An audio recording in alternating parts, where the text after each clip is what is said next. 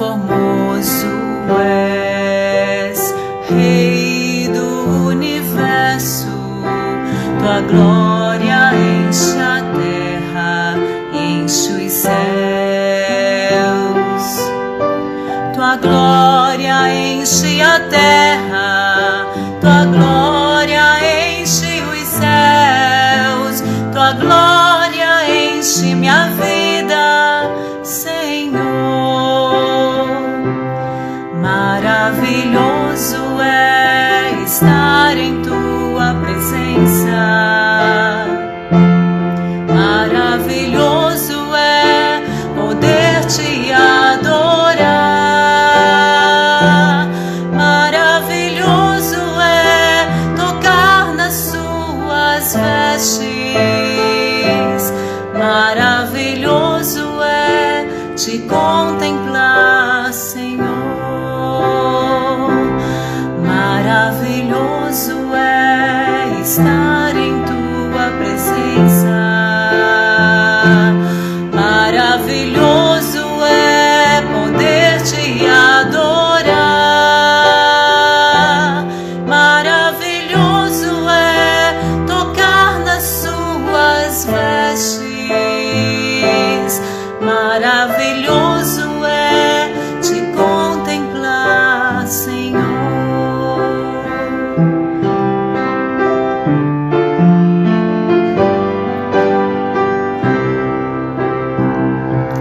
Maravilhoso é te contemplar, Senhor.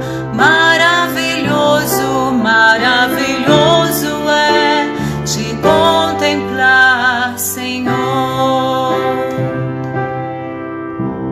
Bom dia, queridos amigos, leitores da Palavra de Deus, sejam bem-vindos. Hoje nós temos o capítulo 10 do livro de Hebreus. Bom dia a todos, que alegria estar aqui. Nossa, essa semana foi de muita novidade, né, Su?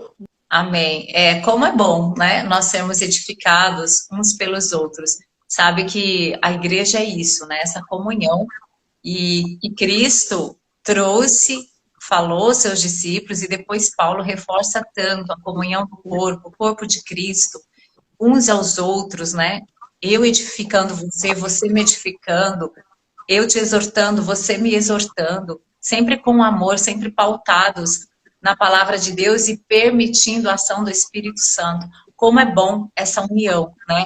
E lembrando que nessa união nós somos tão fortes, temos tanta força, né? É o que Cristo planejou para nós como igreja.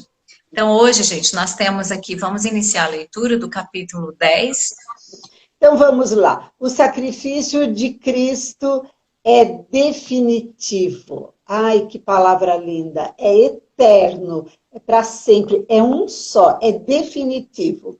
Assim, considerando que a lei oferece somente um vislumbre dos plenos benefícios que hão de vir e não exatamente a sua realidade, jamais poderá, mediante os mesmos sacrifícios repetidos, ano após ano, aperfeiçoar os que se chegam para adorar. Ai, que delícia! Se não fosse assim, não teriam cessado de ser oferecidos, porquanto, se os adoradores tivessem sido purificados de uma vez por todas, não mais se sentiriam culpados de seus pecados.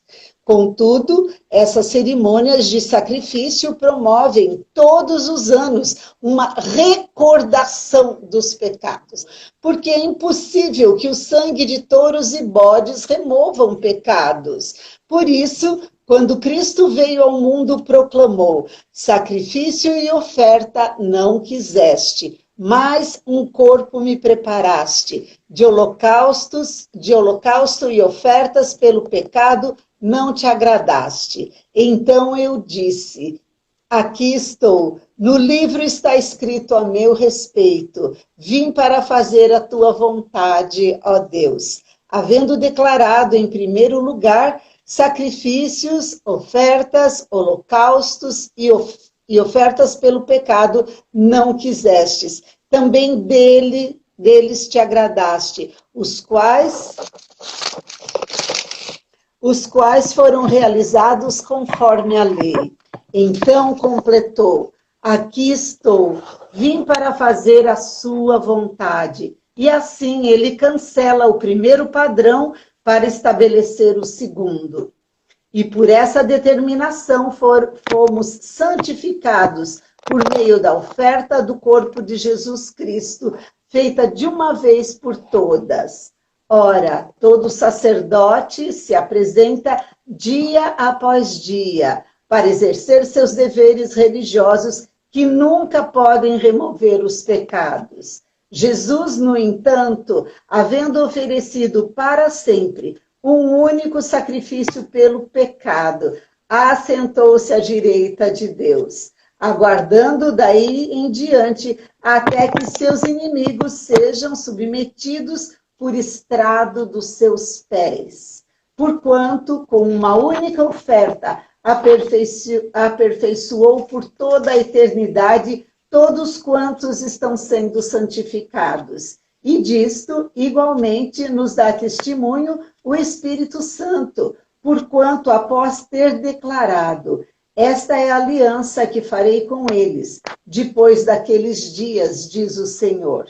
Colocarei as minhas leis no âmago do seu coração e as inscreverei profundamente na sua mente. Conclui: dos seus pecados e iniquidades nunca mais me permitirei recordar.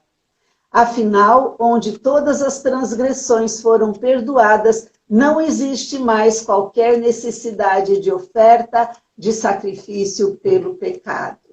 Que maravilhoso, maravilhosa notícia, maravilhosa explicação muito clara que o autor deste livro de Hebreus nos deixa.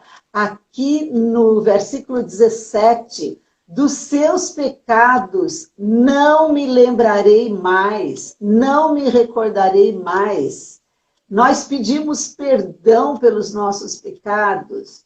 Vamos pedir com o coração inteiro, nos arrependendo, deixando e redirecionando, mudando a direção, mudando, não voltando a cometer esses pecados, deixando de lado esses procedimentos. E Deus faz a mesma coisa. Esse é o nosso modelo. Ele não se lembra mais dos nossos pecados. Muitas vezes nós não esquecemos do pecado de outra pessoa contra nós. E nós ficamos lembrando, porque você fez isso, porque isso você fez, isso você fez. Nós estamos nos colocando acima de Deus. E foi por isso que Satanás caiu, porque ele queria se colocar acima de Deus. Pecado confessado e deixado é pecado, perdoado e esquecido. Vamos aproveitar essa graça sobre nós. O sacrifício de Jesus é perfeito. Não precisa ficar se lembrando, se mortificando. Agora eu vou fazer um jejum que vai mortificar a minha vida por causa disso que eu cometi. Jesus já fez isso com a vida e com o sangue dele. Não precisa que a gente faça novamente. Muito lindo esse capítulo, importantíssimo estar aqui na Bíblia nos lembrando. Amém, graças a Deus. Sabe que eu gostei da sua versão, que acho que no versículo 9 fala de padrão.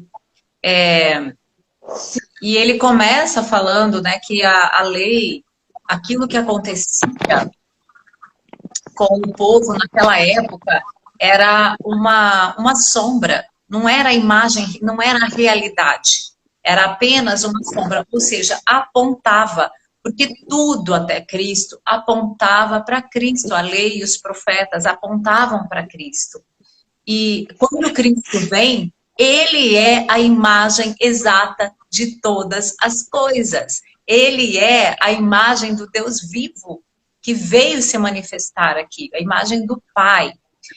E então o sacrifício de Jesus, ele estabelece um novo padrão. Agora vocês não precisam mais ficar lembrando, ficar nessa sombra. Agora há uma realidade. E a realidade é que O corpo de Jesus, a obra da cruz, o sacrifício que ele fez, ele aniquilou de vez por toda. Não há mais necessidade de sacrifícios, de você estar sempre, ai, um dia, ai, quando vier. Não, já veio.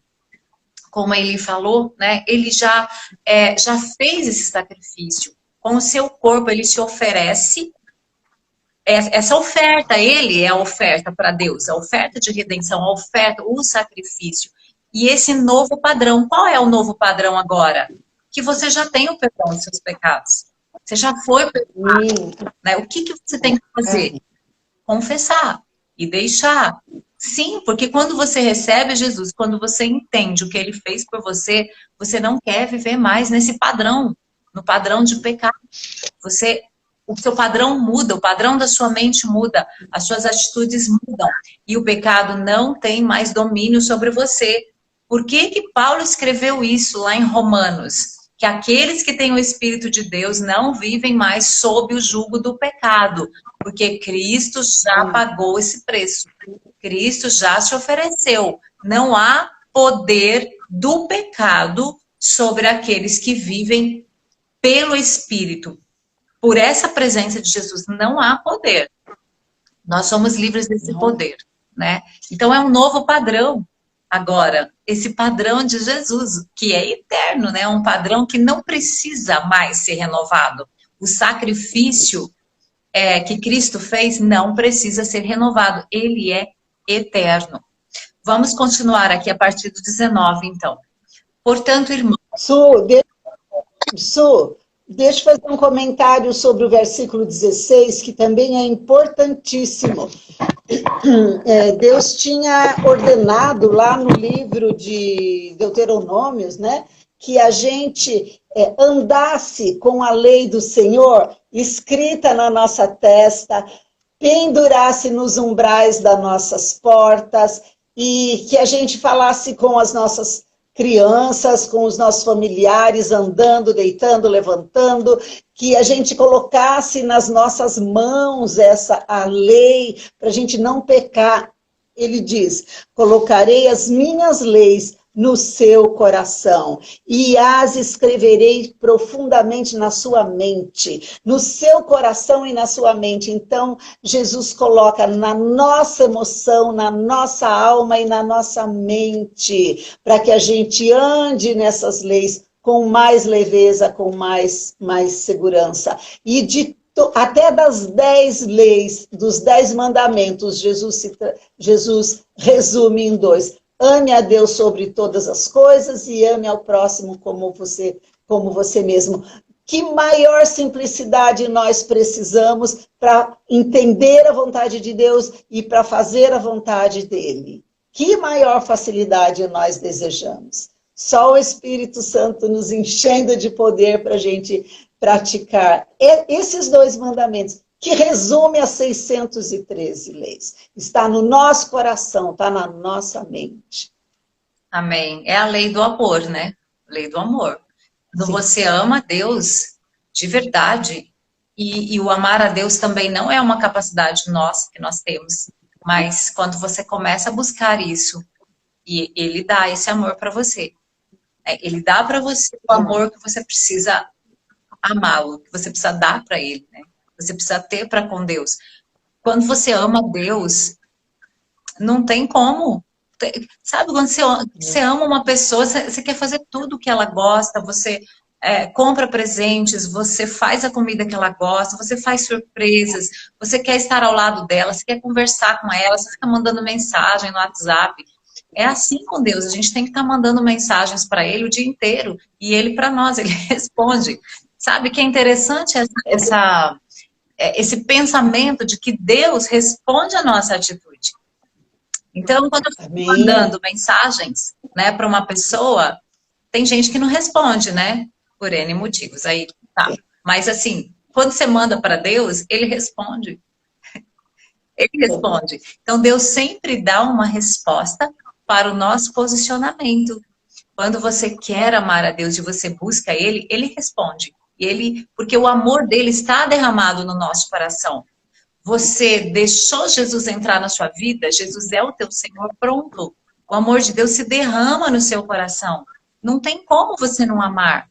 Você vai amar Deus, você vai amar as pessoas, você vai perdoar, porque o amor dele está no seu coração e você foi perdoado. E N pontos a gente poderia falar. Mas vamos dar sequência aqui no nosso texto, então, a partir do 19 agora. Portanto, irmãos, tendo coragem para entrar no Santo dos Santos por meio do sangue de Jesus, pelo novo e vivo acesso que ele nos abriu através do véu, isto é, do seu corpo, tendo um grande sacerdote sobre a casa de Deus, aproximemo-nos com o coração sincero, com a plena certeza da fé, com o coração purificado da má consciência e tendo o corpo lavado com a água limpa. Sem vacilar, mantenhamos inabalável a confissão da nossa esperança, pois quem fez a promessa é fiel. Pensemos em estimular uns aos outros ao amor e às boas obras. Não abandonemos a prática de nos reunir, como é de costume de alguns, mas, pelo contrário, animemo-nos uns aos outros, quanto mais vedes que o dia se aproxima. Se continuarmos intencionalmente no pecado, depois de receber o pleno conhecimento da verdade, já não resta mais sacrifício pelos pecados, mas uma terrível expectativa de juízo e um fogo ardente que destruirá os adversários. Quando alguém rejeita a lei de Moisés, morre sem misericórdia pela palavra de 2 ou 3 testemunhas. Imaginai quanto maior castigo merecerá quem insultou o Filho de Deus e tratou como profano o sangue da aliança, pelo qual foi santificado e afrontou o Espírito da graça. Pois conhecemos aquele que disse, minha é a vingança, eu retribuirei. E outra vez, o Senhor julgará o seu povo. Coisa terrível é cair nas mãos do Deus vivo. Porém, lembrai-vos dos primeiros dias em que, depois de serdes iluminados, suportastes um grande desafio de sofrimentos. Algumas vezes fostes expostos publicamente a ofensas e perseguições, e outras vezes vos associastes aos que assim foram tratados. Pois não só vos compadecestes dos que estavam nas prisões, mas também aceitastes com alegria o confisco dos próprios bens, sabendo que tendes posse de algo melhor e permanente. Portanto, não jogueis fora a vossa confiança, ela vos trará uma grande recompensa, porque necessitais de perseverança para que alcanceis a promessa, depois de haverdes feito a vontade de Deus. Pois aquele que vem virá dentro em breve, não tardará. Aleluia, né? Mas o meu justo viverá da fé. Se recuar, a minha alma não se agradará dele. Nós, porém, não somos dos que recuam para a destruição, mas sim dos que creem para a preservação da vida. Meu Deus. Meu Deus. Não. Gente, esse livro de Hebreus foi uma grande inspiração. Todas as inspirações de Deus são grandes, né? Mas esse livro de Hebreus foi um prêmio que Deus nos deu. Versículo 23, fiel é quem fez a promessa. Pronto, confia. Deus não é homem para que minta, nem filho do homem para que se arrependa. Não, ele segura a aliança firme que ele fez conosco. No versículo 25, traz um lembrete que é para os dias de hoje, mas eu tenho a impressão que foi escrito, direcionado para o tempo da internet, da mídia especializada, porque diz assim, não abandonemos a tradição de nos reunirmos como igreja, segundo o procedimento de alguns, mas pelo contrário, motivemo-nos uns aos outros, tanto mais quando vedes que o dia está se aproximando. Um anima o outro, um chama mais um e vem para aquela comunhão. Às vezes é difícil de a gente convidar alguém para viver o reino de Deus, viver os princípios do reino de Deus, né? Só pelo nosso falar, vem, fica comigo, e a pessoa fica ligada a você, não é? Vem para a comunhão, veja quantas pessoas estão aqui reunidas, aguardando a volta de Jesus, animando umas outras. A gente não está recebendo só para o nosso benefício, mas a gente está recebendo para transbordar para outras pessoas. Acho muito importante esse versículo e não posso deixar de mencionar o final. O justo viverá pela fé e nós não somos daqueles que retrocedem. Deus é Deus e continua sendo Deus, e Ele atendendo os meus pedidos, Ele é Deus, Ele não atendendo, Ele continua sendo Deus, a história da humanidade continua, e eu é que tenho que me encaixar nesse propósito macro que Deus tem para a humanidade, eu que tenho que me encaixar, não posso retroceder, porque Ele diz aqui que Ele não tem prazer naqueles, a minha alma não se agrada daquele que retrocede. Então, vamos em frente, crendo, aguardando esse dia de viver eternamente com Deus. Eu concordo com você. A impressão que a gente tem desse texto é que foi escrito para esse tempo mesmo, né? Como se aproxima o dia? Como se aproxima? E aqui diz, né, que ele voltará em breve. O autor está falando isso, ele voltará. Por isso, nós precisamos manter firme, ele fala ali no versículo 36, vocês necessitam de perseverança. Perseverança para que alcanceis a promessa. Lembrando que um dos temas que essa carta de Hebreus traz, fala muito do povo no deserto, como eles retrocederam, né? E aí eles não alcançaram a promessa. Quem alcançou a promessa? Quem estava com o espírito dessa coragem que ele fala aqui. Tendo coragem, no versículo 19, irmãos, tendo coragem para entrar no santo dos santos. Por quê? Porque esse é o lugar onde nós somos fortalecidos, onde nós temos essa fé que ele fala, o justo viverá da fé. É nesse lugar. E é muito interessante que antes desse pedaço aqui todo, ele fala do sacrifício de Cristo, que nos perdoa, sim, que nos limpa, né? Que nós não precisamos mais de sacrifício, mas nós precisamos o quê? Confiar no que ele fez por nós. Confiar e entrar nesse lugar. O povo lá no deserto não confiou, então eles não entraram na terra prometida, por falta de confiança em quem era Deus, no que Deus podia fazer, no amor de Deus por eles. Porque quando a gente confia nesse amor que Deus tem por nós, nós vamos adiante, nós estamos seguros. Mesmo que a gente não entenda algumas coisas, a gente dá passos para frente e fica nessa perseverança. Então, esse versículo, o 23, sem vacilar, mantenhamos inabalável a confissão da nossa esperança. Manter inabalável a confissão da nossa esperança. Lá no último capítulo de Hebreus, acho que é o último, 13, se não me engano, fala que as coisas que podem ser abaladas serão abaladas. As inabaláveis permanecerão.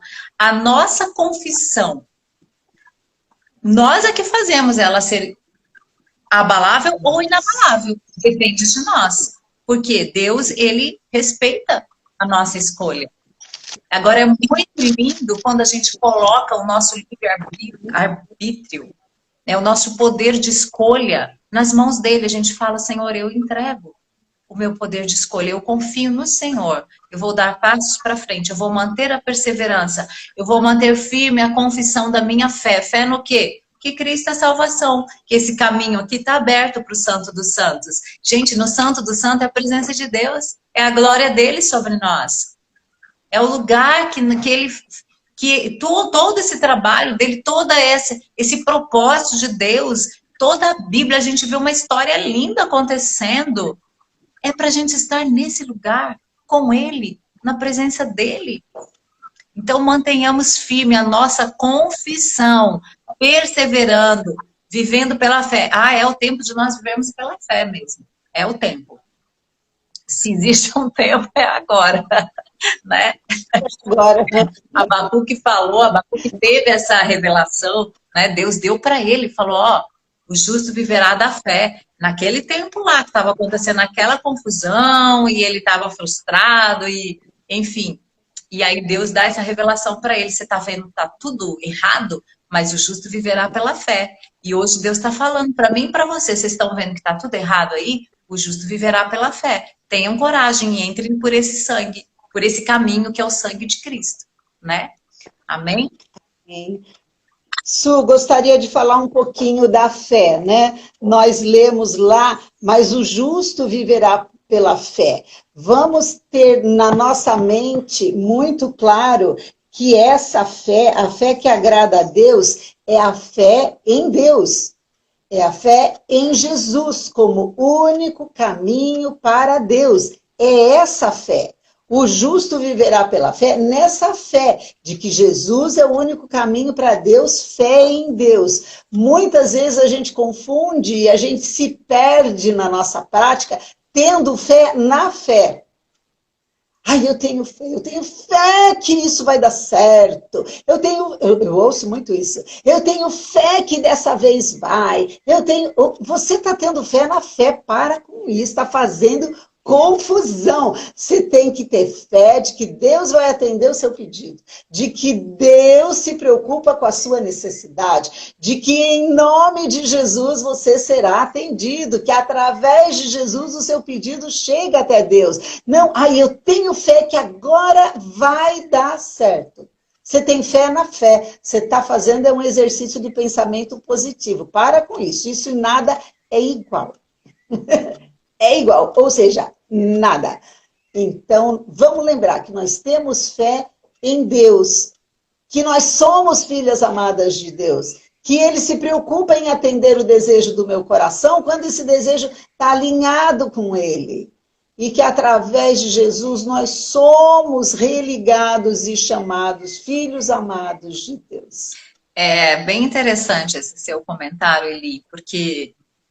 Por exemplo, você trabalha numa empresa, aí você está vivendo uma situação desagradável, que você não está bem e tal. Aí, de repente, muda o seu chefe, né? Ou muda a direção. Aí você fala isso que ele estava falando. Agora vai dar certo.